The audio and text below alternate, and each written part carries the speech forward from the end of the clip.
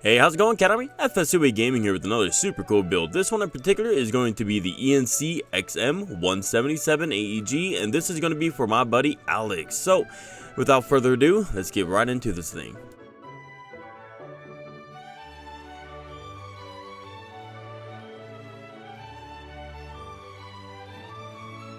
So one thing I would like to say too about E&C is that their external build quality is quite nice. Definitely for the age of this gun, this thing has no real signs of wear or tear, and it's a solid platform.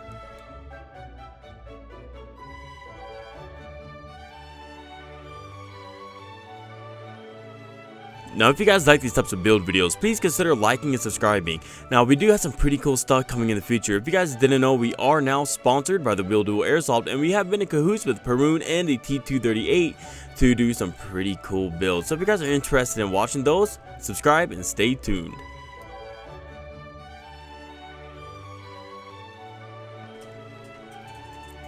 And voila, the internals of the gearbox. As you can see, this gearbox is pretty clean. That's mostly because this gun hasn't been shot that much, and the owner before me, he stored it correctly for a long period of time. Now into the internal specs of it though, as you can see, the air compression is not the best, but when you take off the air nozzle, it is a different story, and it's pretty impressive because as you can see, it's almost perfect air seal. So for a gun that's been sitting for X amount of years, it's pretty impressive. And for the piston itself, it's just your very standard polymer piston with its one metal tooth. So nothing really crazy, but it works. And then for the cylinder head and cylinder, it's also pretty standard. We got one O-ring for the cylinder head and one port.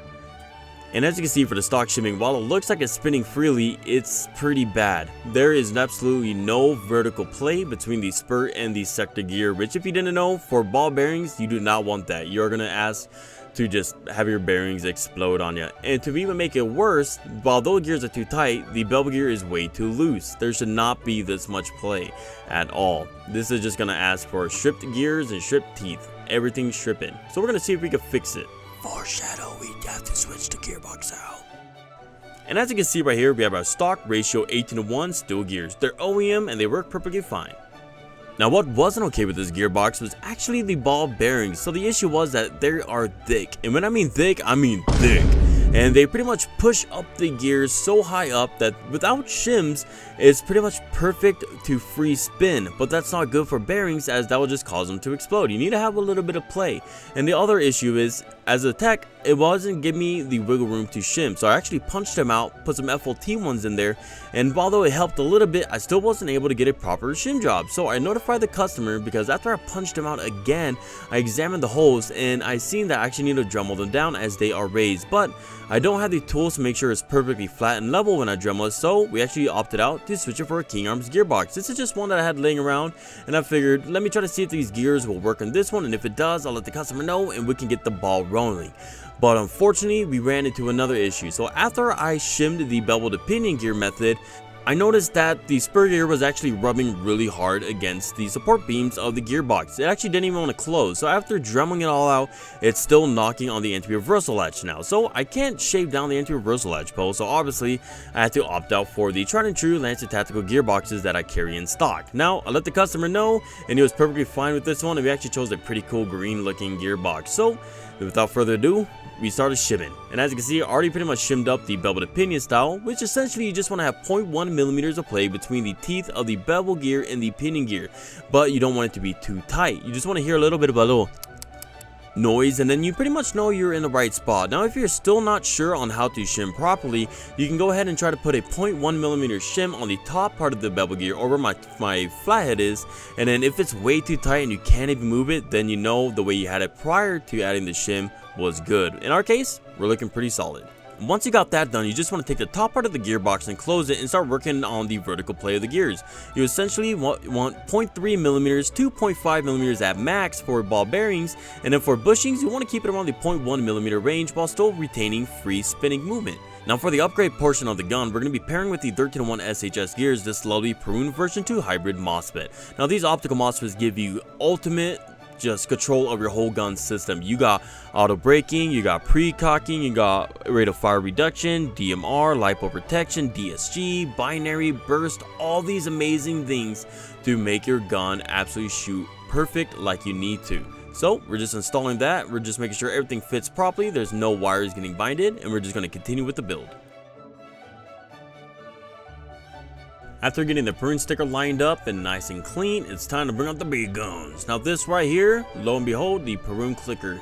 This thing is fun. It pretty much takes over the functionality of the little magnets that you put on your trigger. So you can actually just run a standard M4 trigger. So as you can see, it just sits right in, nice and clean, boom, just like that. No screws, no nothing. Unfortunately, I did already assemble the piston while I was working with the King Armors one, but this is what it looks like. It's a double O-ring SHS piston head with the AOE spacer kit from the Real Deal website and the Real Deal piston with the AOE mod already done for us. Now, if you are wondering what AOE is or seen other popular techs doing AOE correcting, it can get a little bit confusing. Essentially, it's adding washers behind the piston head to pull the piston farther out so it can meet the sector gear at a 12 o'clock position. Now, from a physics and engineering standpoint, this should increase reliability if done right, as it will reduce the force of the gear hitting the pickup tooth by allowing a smoother transition of power, as the gear is on a linear axis, because the piston is still considered a gear, it's just a linear one. And it should be more efficient in the functionality of a high stress build, because it's going to be running more smoother and more efficient. Now, it is controversial amongst other techs, and some say it's unneeded, but as you can see, every other high-end tech does AOE correcting and modifications for a reason. So right now, I'm just lubing up the rest of the gearbox, and I'm going to be packing in the bearings with the best grease out there, which is the Real Deal Airsoft grease. I love this stuff. After this, we're just going to close up the gearbox, we're going to reinstall everything into the gun, and then go ahead and do the upgrading portion of the inner barrel and hop-up unit. So stay tuned for that.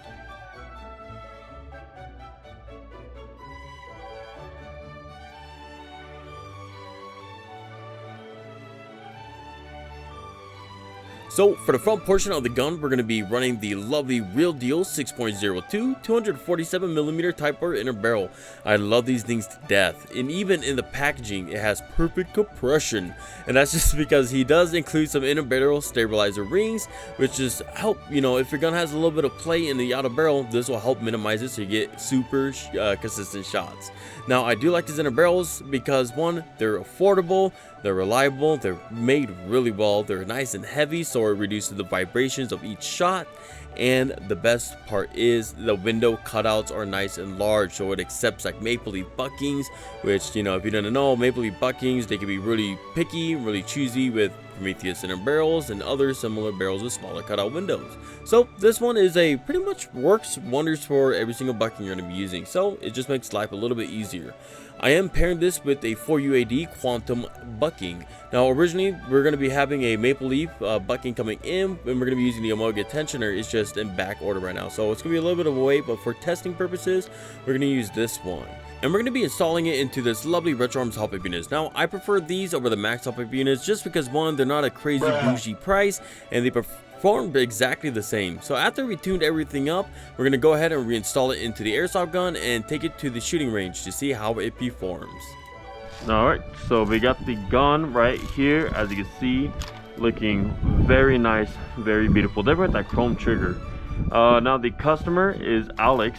He does have a chrome little tiny flash hider for this one, but just for, since it is nighttime and we're going to be doing some test shooting, I'm going to be using the tracers and this Asetek BQB tracer unit. Yeah, this motor is super nice and snappy. I do like it. Only thing that does suck with these shorter inner barrels is that you have to run a kind of a heavier spring to get a desired FPS. My customer wanted around 400 FPS, but it's just like the same issue that you run into with the ARP9s. They run an M155 spring just to equate for the small inner barrel. So unfortunately that does put some more stress onto the gears, but they still sound buttery smooth, very quiet. Let's do full auto. There's a recoil. There is hella recoil. This thing's sick. Let's do a little drill. Let's do a little drill.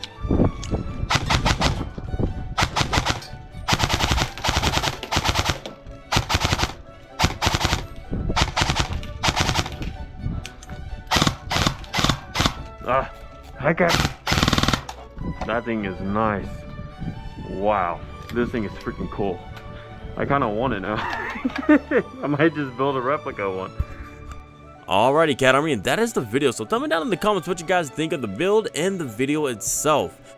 And one thing I would like to point out about this gun, it is using a pretty beefy spring. That's just because the inner barrel is shorter and the customer wanted a higher FPS. Now, even with this heavier spring, it is no freaking feat for the real deal BROLIC boy motor. This thing is absolutely amazing and it looks beautiful as well with the clean purple and white look. Now, if you guys are looking for supreme semi-auto response, check out this motor. Now, yes, it doesn't have fast full auto, but that doesn't even matter if your fields are semi-locked anyways. And the best part about it is you can spam away to your heart's content, because with this efficient motor, you can last pretty much the whole day on one battery. And if you guys like the video, check this one out right here. Very nice. And full auto. So if you guys like videos like that and you guys want to keep seeing more airsoft videos, please consider liking and subscribing. It helps the channel grow and it just makes me happy. So anyways, love you, Cat Army. Have a wonderful day and peace.